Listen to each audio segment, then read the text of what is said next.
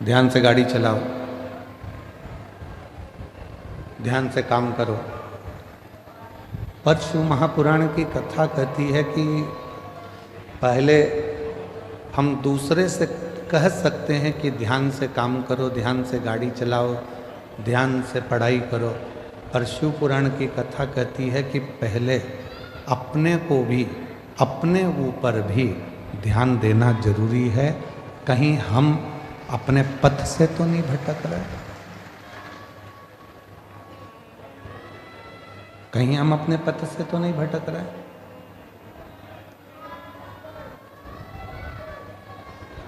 जगत को सुधारने का कार्य करते हैं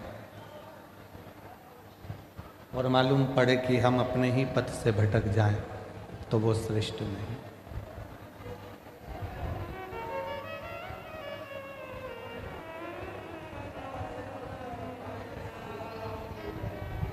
एक बहू सोचती है कि मैं मेरे घर में जाऊंगी ससुराल में तो मैं मेरे ससुराल को सुधार दूंगी। सास सोचती है कि मैं, मेरी बहू कैसी भी आएगी मैं उसको सुधार दूंगी। पर शिव महापुराण की कथा कहती है, भगवान शंकर की कथा कहती है कि तुम्हें दूसरे को सुधारने की जरूरत ही नहीं पड़े। पीछे की आवाज खोलिए, पीछे की।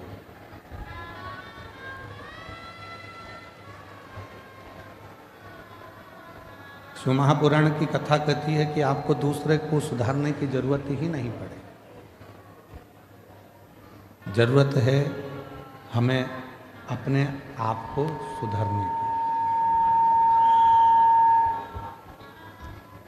जरूरत है हमें अपने आप को सुधारने। गायत्री परिवार वाले कहते हैं हम सुधरेंगे, जम के बोलो, युग सुधरेगा। हम बदलेंगे, युग बदलेगा। अर्थात गायत्री परिवार में कहा जाता है कि हम सुधरेंगे, युग सुधरेगा, मतलब हमको सुधारना स्वयं को जरूरी है।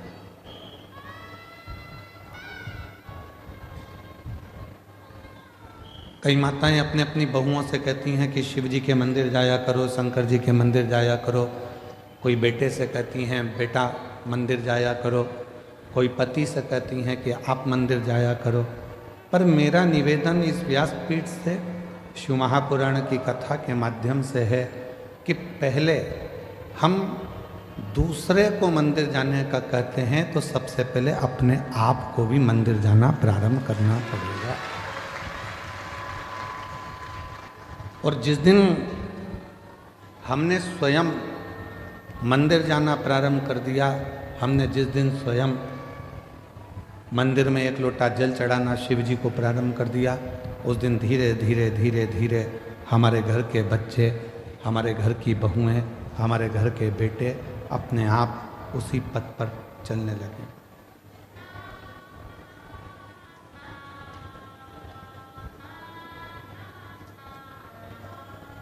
हम कहते तुम करो, बेटा तू मंदिर जा, बहू तू मंदिर जा, पर हम स्वयं ना जा पाए तो वो श्रेष्ठ नहीं। हमें खुद को जाना पड़ेगा, हमको स्वयं को पहुंचना पड़ेगा। और तेरे मंदिर में आना मेरा काम है, मेरी बिगड़ी बनाना तेरा काम है। जब आप अपना पिता मानकर भगवान शिव को, कालाधिपति महाकाल को, मेरे ओघड़दानी विश्वनाथ को, मेरे कुबरेश्वर महादेव को, मेरे शंकर भगवान को अपना पिता मानकर उसके करीब में जाकर बैठोगे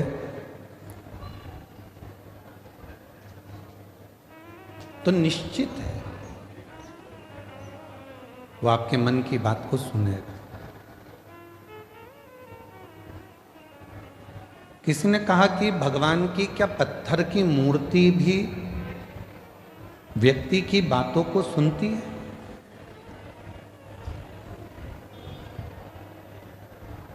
क्या पत्थर की मूर्ति हम जो कहेंगे वो सुनेंगे? क्या वृक्ष हमारी बातों को सुनते हैं? क्या पशु पक्षी हमारी बातों को सुनते हैं? क्यों नहीं? एक घर की स्त्री, घर की नारी जब तुलसी जी में जल चढ़ाती है और प्रसन्न चित्त होकर जल चढ़ाती है तो तुलसी के पत्ते भी प्रसन्नता का भाव दर्शाते हैं। पीपल के वृक्ष में भी आप अगर प्रसन्न होकर जल चढ़ाते हो तो पीपल का वृक्ष भी प्रसन्नता देता है। बट वृक्ष में आप प्रसन्न होकर जल चढ़ाते हो तो बट वृक्ष भी प्रसन्नता का भाव देता है। बेलपत्री का छोटा सा पौधा है, उसमें आप प्रसन्न होकर जल चढ़ाइए तो वह बेलपत्र भी प्रसन्नता का भाव देता है।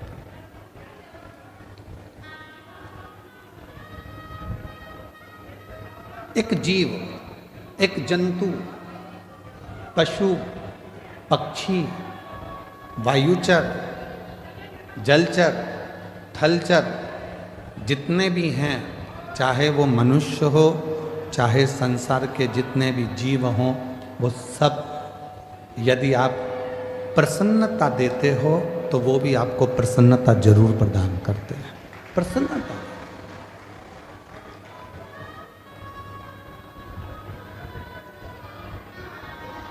महापुराण की कथा तो पहले भी एक बार कहा था, यदि किसी की तबीयत खराब है तो उससे दिन में कम से कम 2 बार मिलो। कितनी बार मिलो? जम के बोलो। 2। घर में अगर किसी की तबीयत खराब है, परिवार में किसी की तबीयत खराब है, कुटुंब में किसी की तबीयत खराब है, कोई रिश्तेदार की तबीयत खराब है तो कम से कम दिन में 2 बार मिलो। क्यों मिलो? तुम्हारे जाकर खड़े होने से, मिलने से उसके परिवार में और उसको हिम्मत आ जाती है उस बीमारी से लड़ने की।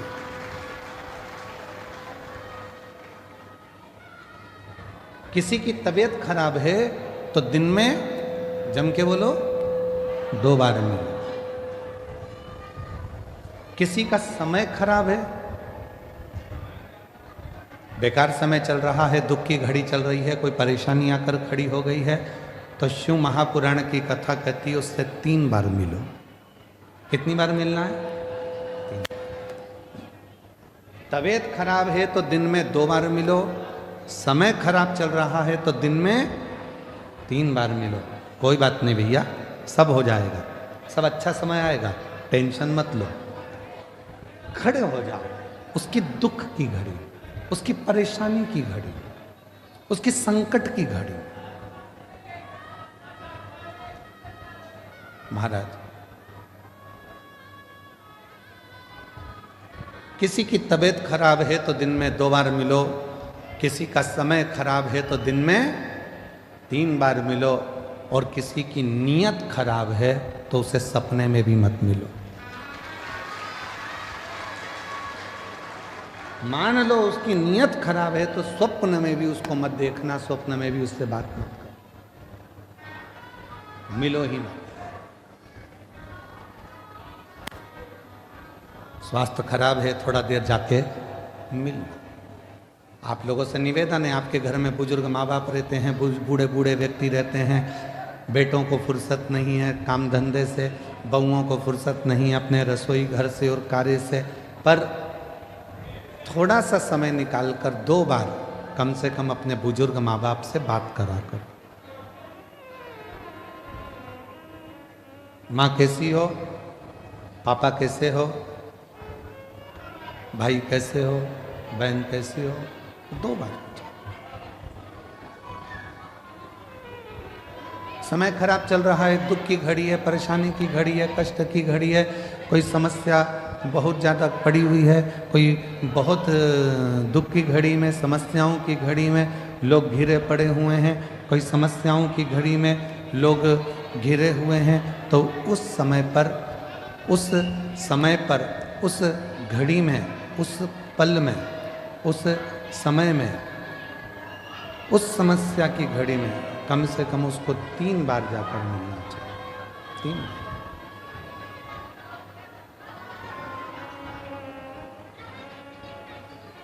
उस समस्या की घड़ी में, उस दुख की घड़ी में, उस परेशानी की घड़ी में कम से कम 3 बार जाकर खड़े हो। कुछ मत दो, पर खड़े होकर थोड़ी सी हिम्मत दो, थोड़ी सी। कुछ नहीं दे सकते मत दो, पर थोड़ी हिम्मत दो। क्यों चिंता करना, क्यों टेंशन लेना, क्यों दुखी हो।